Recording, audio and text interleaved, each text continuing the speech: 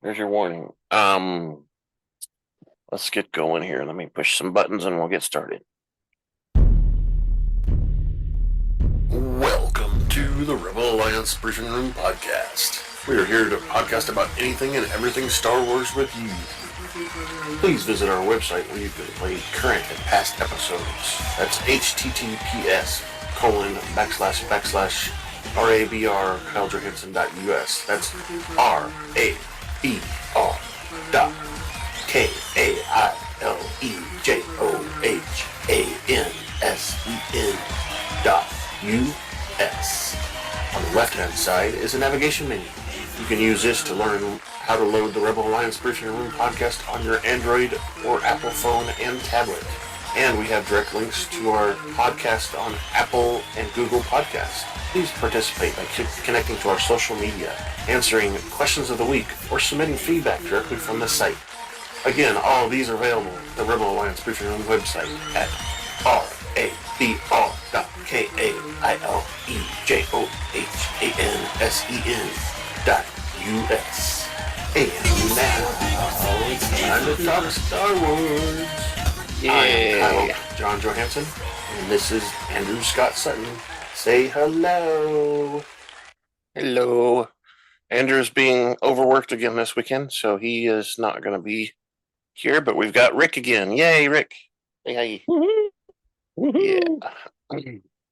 Today we're reviewing Star Wars Bad Batch Season 2, Episode 7, The Clone Conspiracy. And then we'll go through and do some news here. We've got a couple news articles. We've got a recap, question of the week, and thoughts and predictions that we'll talk about today. So let's get right into the news. It's time for the news.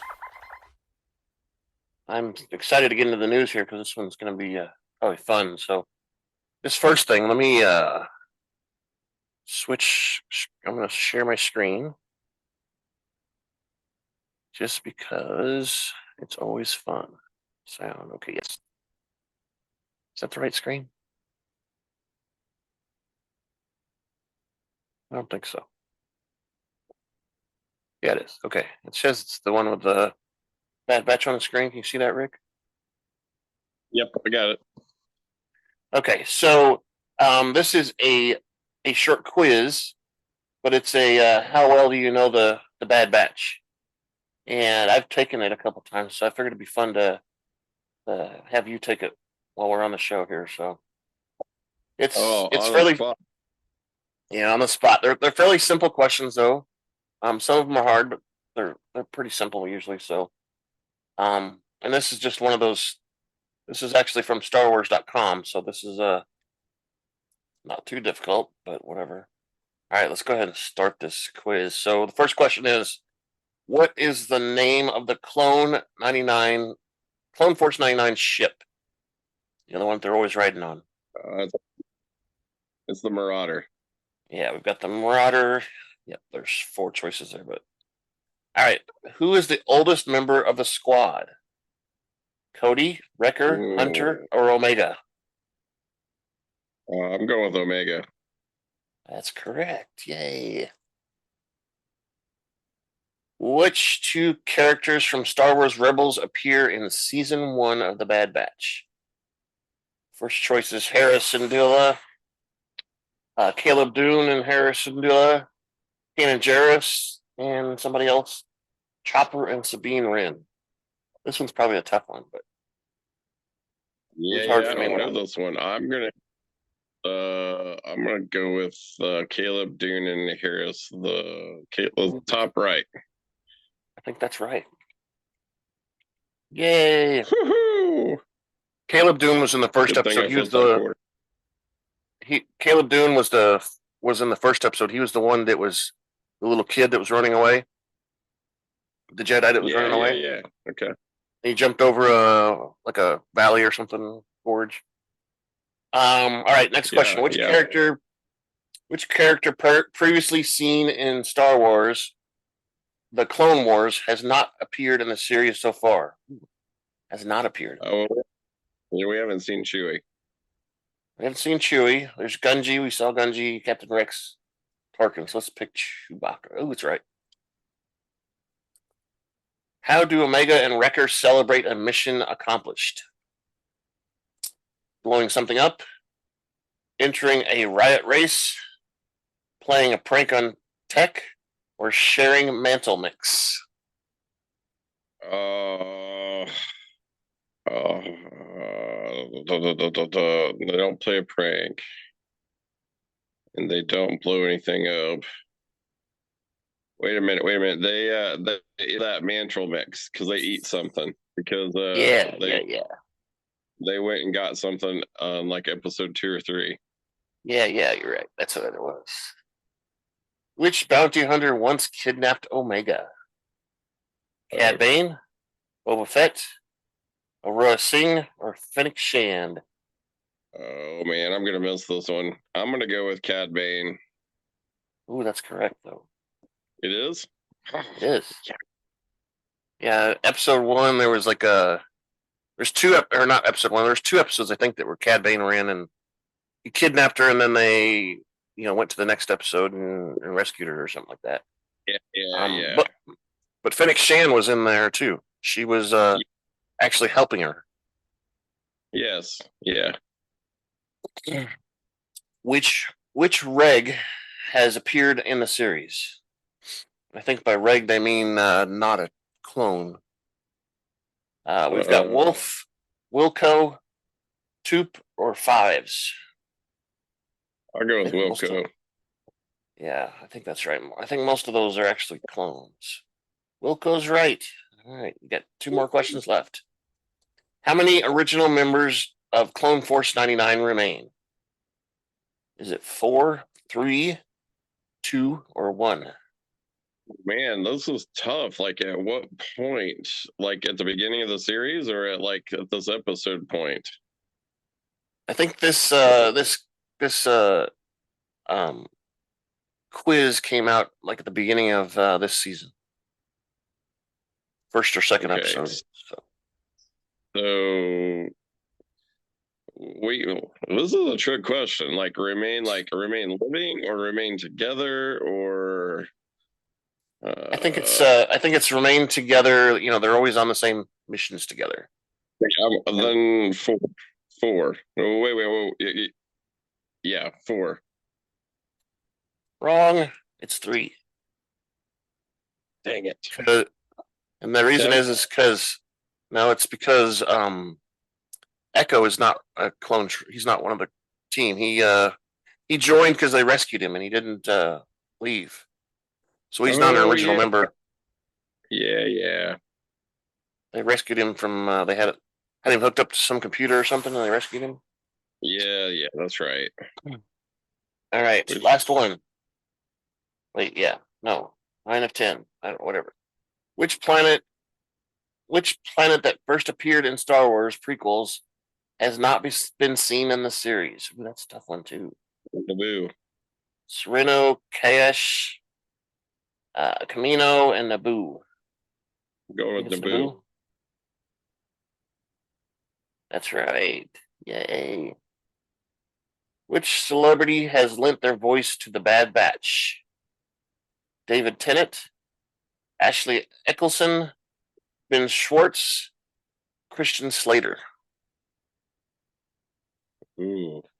This one's tough too because if you don't know who this person is, you wouldn't get it. Well, my gut wants to tell me David Tennant, but I don't know if that's right or not. I'll go with him. It's not right. It's Ben Schwartz. Yeah, I don't know that guy. Schwartz is the guy. He trying to think of what he would have been in that you'd known. There was a weird show on TV where they were rich. No, that's not it. He's not in that one. I think he was in Community for a couple episodes. As like the son of one of the guys, the old guy. Anyway, I think he was in there a couple times, but so that's that one.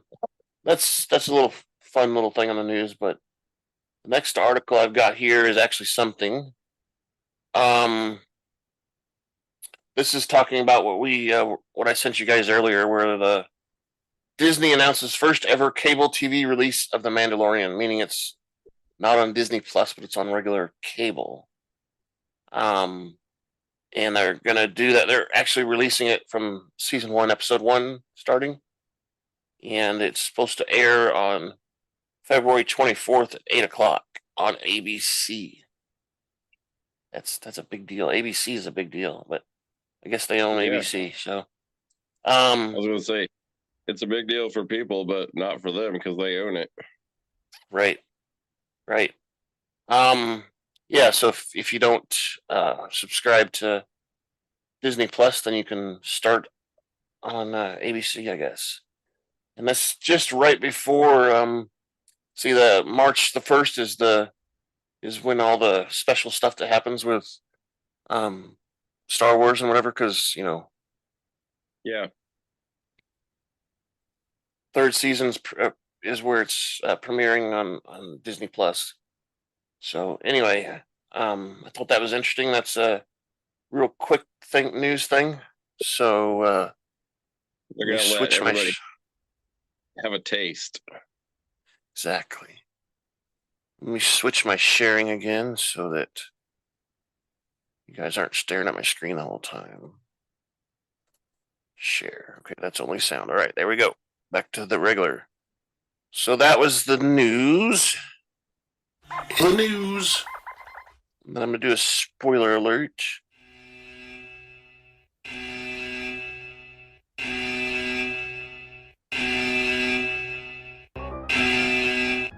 Spoiler alert. Danger. You are about to be spoiled. This is your spoiler alert. We're about to talk candidly about this episode. So going forward, if you haven't watched episode 7, The Clone Conspiracy, you probably want to go watch it first before you continue with this, or you're going to be spoiled.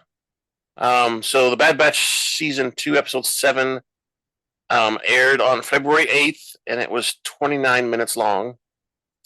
The cast was there was quite a few people in there in the cast.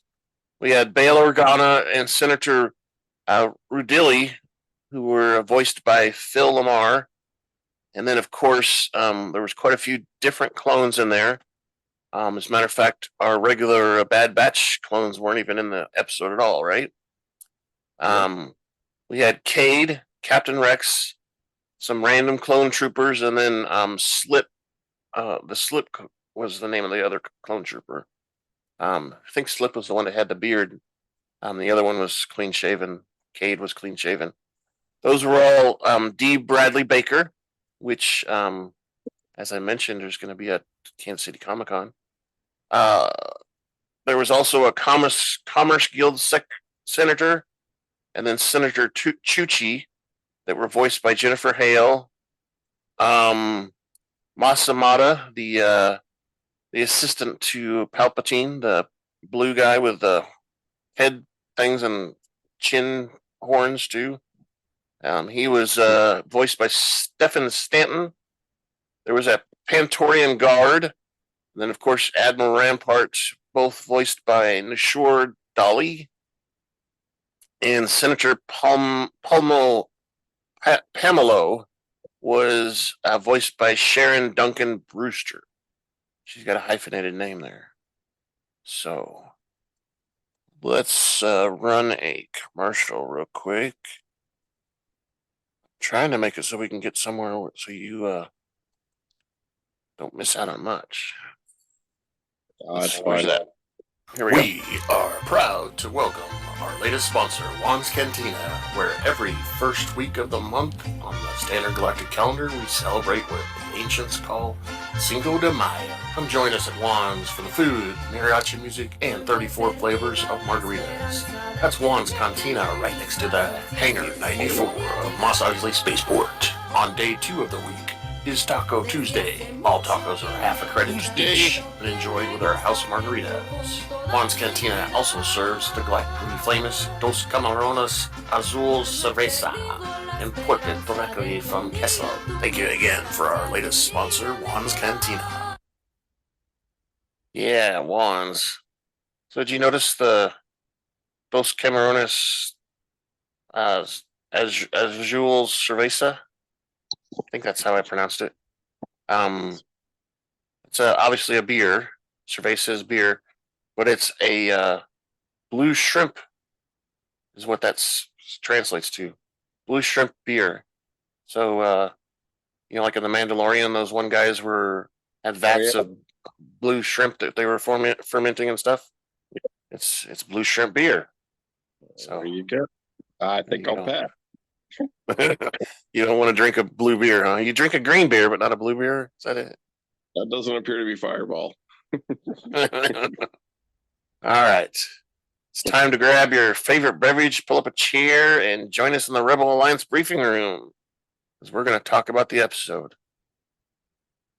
All right. So at Coruscant's cantina, it looks like, to me, it was like a cantina that, pretty much was a clone trooper cantina.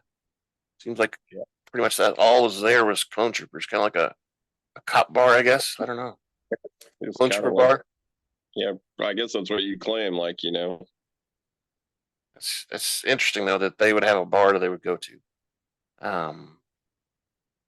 Whatever. But so Cade, keeps them going. So Cade tells his comrade about his concerns with Vice Admiral Rampart's lies about their role in the destruction of Camino. His comrade, CT-0409, which is actually Slip, responds that they were just following orders. The clone trooper tells Slip that he sent a message to Rampart urging him to tell the truth to the Imperial Senate before he does it himself. Cade leaves the cantina, but Slip follows him, warning him that Rampart is too dangerous. Cade replies that they're not bad men, but he needs to help. He needs his help. Cade is shot by a sniper. Slip dodges the blast bolts and checks the fallen Cade's pulse, finding him dead.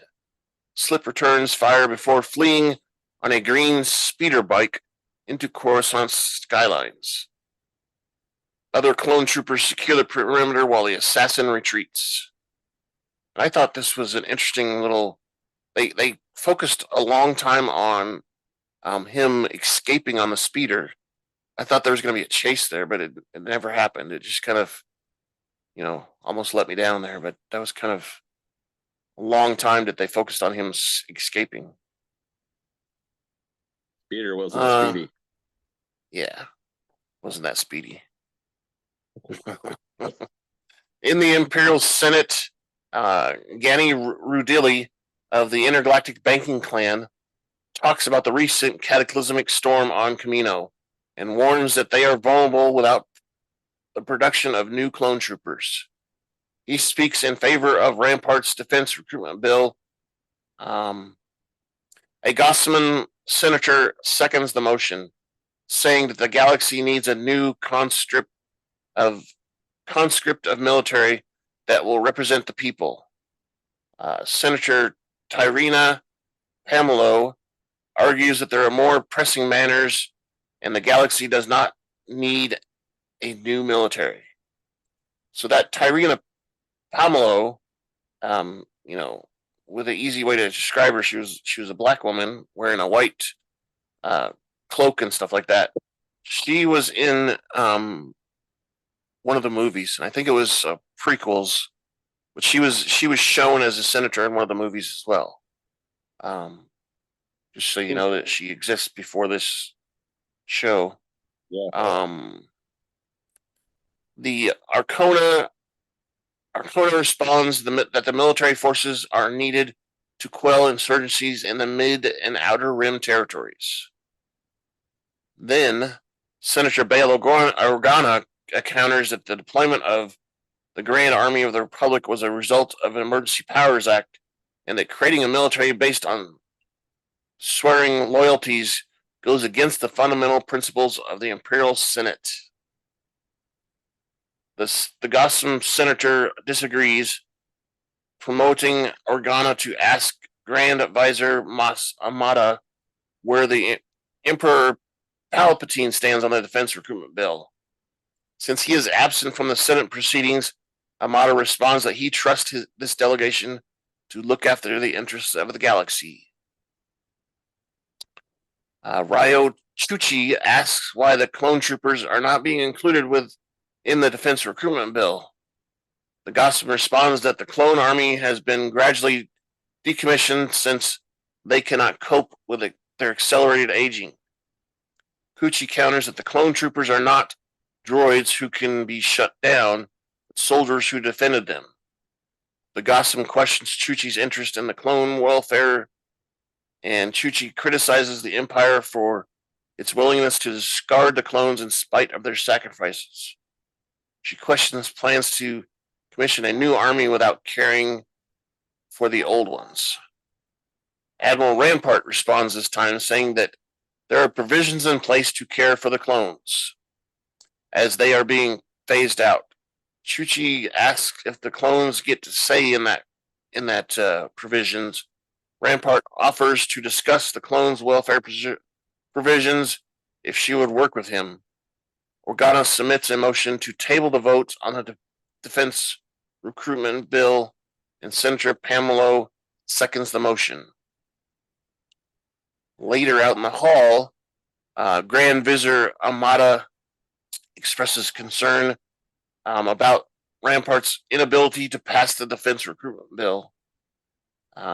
Rampart is optimistic that they can overcome the opposition, but Amedda is concerned that the senators will discover what truly happened on Kamino, imperiling that would cause the legislation to fail.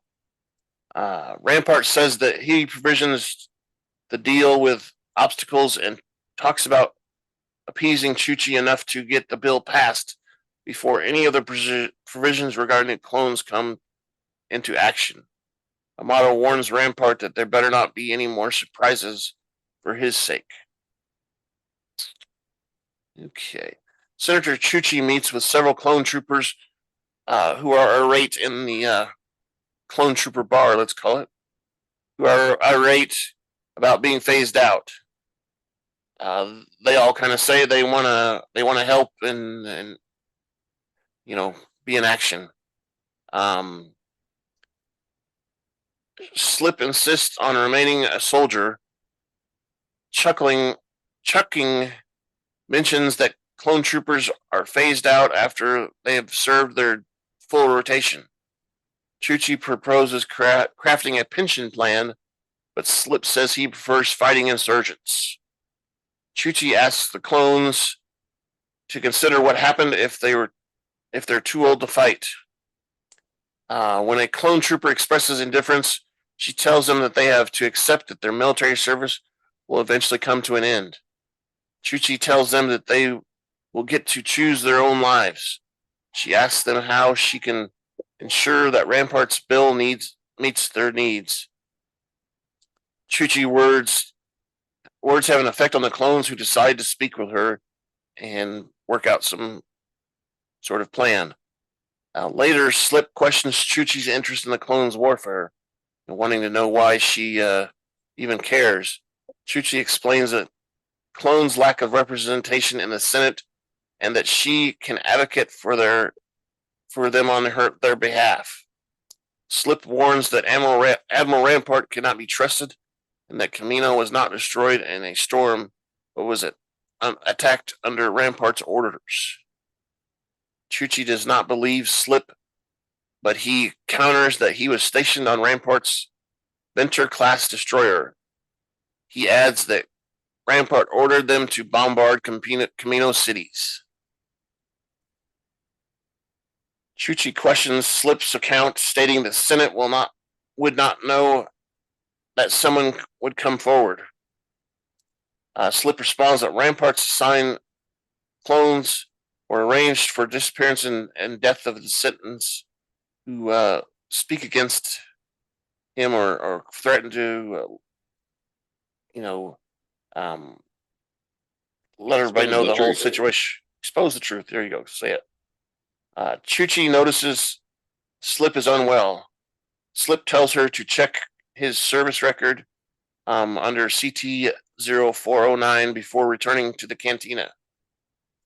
He tells Chuchi that she seems to be one of the good ones and to be careful. Later, Chuchi's staffer tells her that Admiral Rampart is here to see him. Chuchi asks for CT-0409's file, but the staffer says he is still searching for it. Later that night, Slip goes back into the alley and contacts an unidentified individual via comlink, asking for help to escape off-world. The following day, Chuchi meets with Admiral Rampart and proposes a full pension plan for the clones.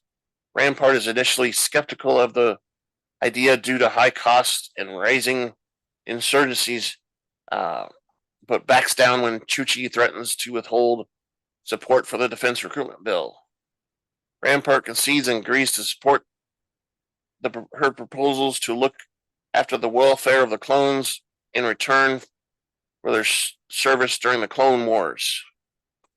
Rampart notices that Chuchi is troubled. When Chuchi asks how he survived the storms that devastated Kamino, Rampart claims that he was taking part in off-world training exercises and feigns regret that he has not been able to intervene to save more lives.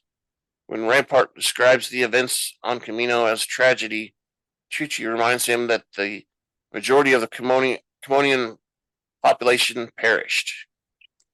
Rampart wants to move more forward, prompting Chuchi to say that it's easier for some than others before taking leave and going on about his business. Later, one of Chuchi's staffers tells her that she received a secure communication later that night. Chuchi and a bodyguard travel to back streets where they are met by a Blue Series astromatic droid named R2C4. The droid leads them to Senator Organa, who remarks that she has caused a stir in the Senate yesterday. Chuchi says that in doing so, she prefers doing something instead of inaction and ignorance. When Organa asks about her meeting with Rampart, Chuchi says that Rampart conceded to many of her requests for the clones. Organa warns her that Rampart is skilled at saying the right things in order to keep people from looking deeper. Chuchi agrees. Organa links the issue of the clones' rights to the rising number of insurgencies, which frighten the Emperor. Organa voices suspicion about the timing of the Kamino storm and the defense recruitment bill. Organa also mentions that Topeka City was submersible and had weathered thousands of storms over several centuries. He questions why it sank. Chuchi tells him that the clones served aboard Rampart's vessel when the Admiral ordered the attack on Kamino cities. Organa asks about the whereabouts of the clone. Chuchi says he is hiding and that her guards are searching for him. Organa warns that others may be searching for him. Dun dun dun. All right. Meanwhile, Rampart takes a masked assassin with him hunting down Slip and killing Chuchi if she gets in the way. He orders the assassin to ensure that the killing cannot be traced back to him. Slip navigates through the streets of Coruscant and heads to the rendezvous point of his contact, who says he is on his way. Chuchi and one of the guards soon find Slip. Slip asks, "What do you want?" Chuchi seeks her help in exposing the truth about Admiral Rampart. Slip tells Chuchi that he plans to leave with someone who can make him disappear. Chuchi asks he asks Chuchi how she found him and if she was being followed. Chuchi says she can protect him and wants him to speak to the Senate.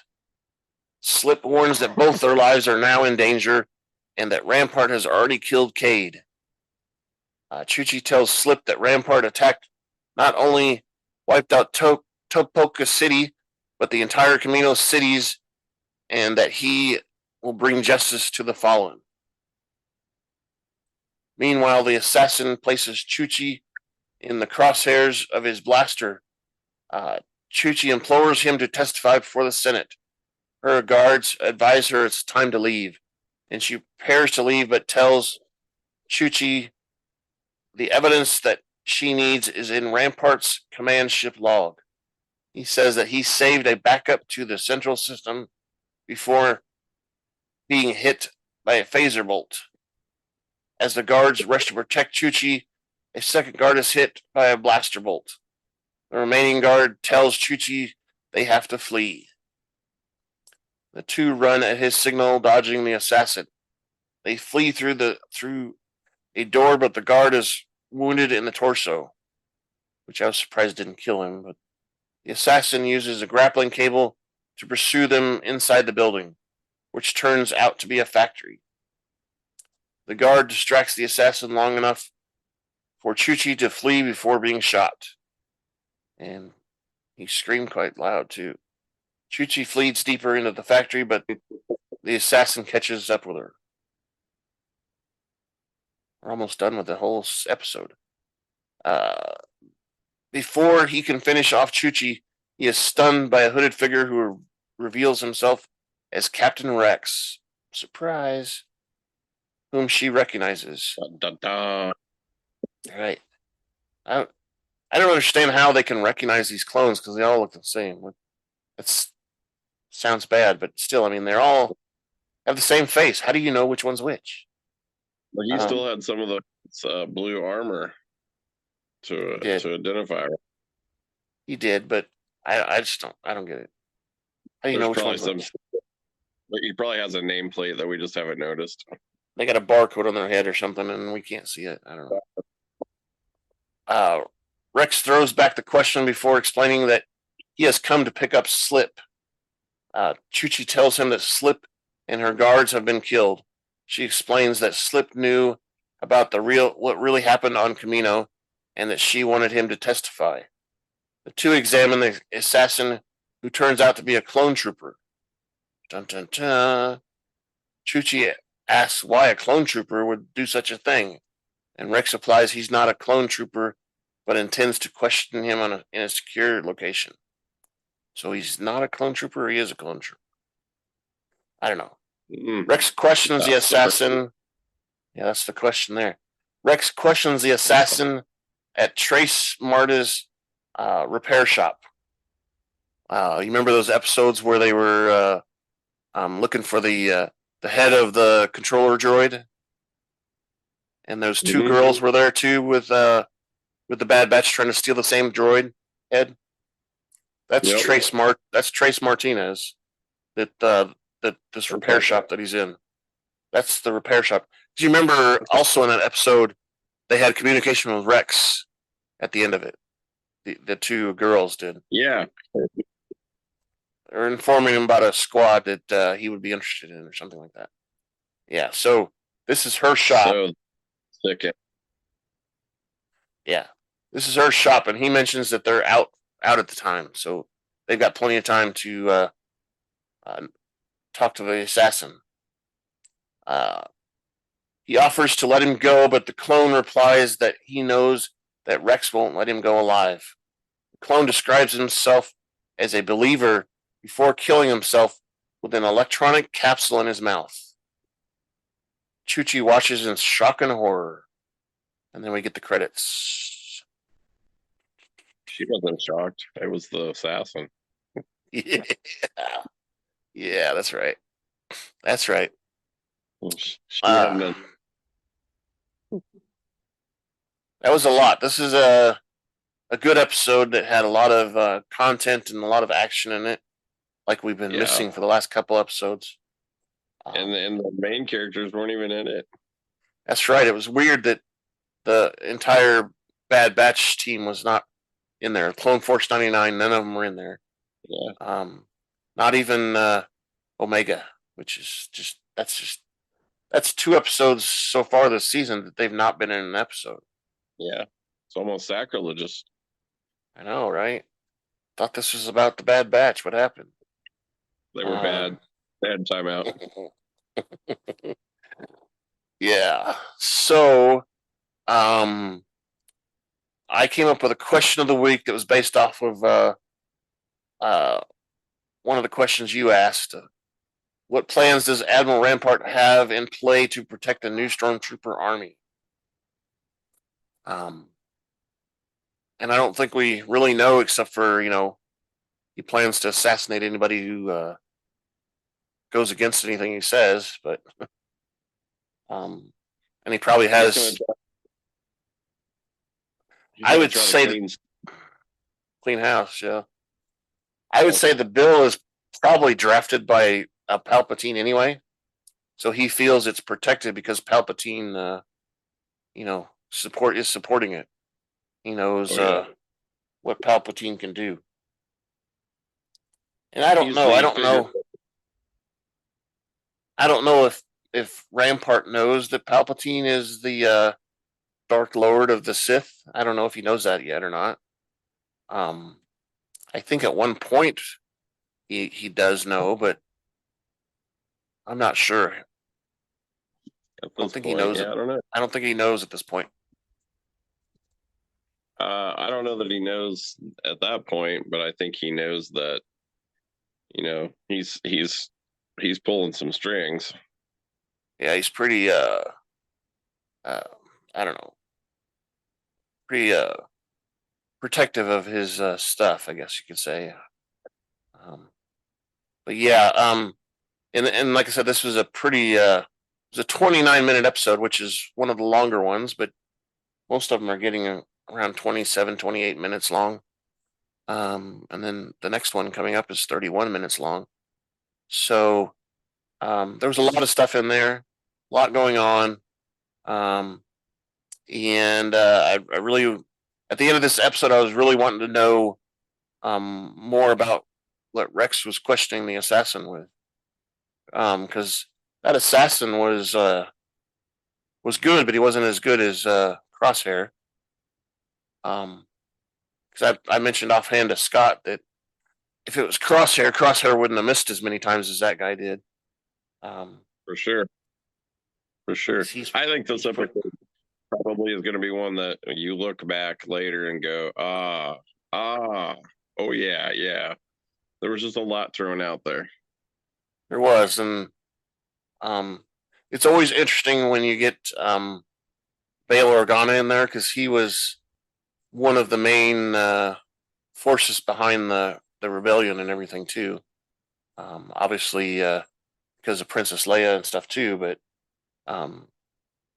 it was his money that funded quite a bit of the rebellion, along with Mothma's money too. But yeah. So I just think there's going to be a whole lot. It wasn't really. There was a lot going on that wasn't really connected, but I think later down the road you're going to say, okay, there was a connection. We just didn't see the connection. Yeah, I think I think we had the those two or three one-off episodes, and I think pretty much from now on we're building to the the finale of the season. There might be one more bottle episode, let's call it. But I think the rest of them are all going to be building to the end, which seems to be a pretty big crescendo so far. Yeah, for sure. Yeah, so we want to encourage people to send us some feedback. Feedback at KyleJohansson.us. That's feedback, KyleJohansson.us. Yeah, so we want feedback. You can do that email. We have a link on our website for feedback, which is just a form you fill out and send it to us. we have our questions of the week, which, like I said, today's question for this episode is what plans does Admiral Rampart have in play to protect the new stormtrooper army? Once you answer the question, there's a comment section down there that you can put more details about why you picked what you picked or anything else. And then, of course, we post video up on YouTube, and there's comment section there as well. So if you could please do that, that'd be great. And you got anything else you want to say about the episode, Rick? No, I think this is a good one. I mean, I think it's what we've been waiting for, and kind of, our earlier frustrations, kind of a lull, and now we've hit the mid-season mark, I guess, and we're gonna start riding that roller coaster. Yeah, I think they did that on purpose. They kind of got us all like, oh no, and then boom, hit us with a good episode, So yeah, I agree, and I agree. All right, well let's wrap this up so you can go take care of that pork, and I'll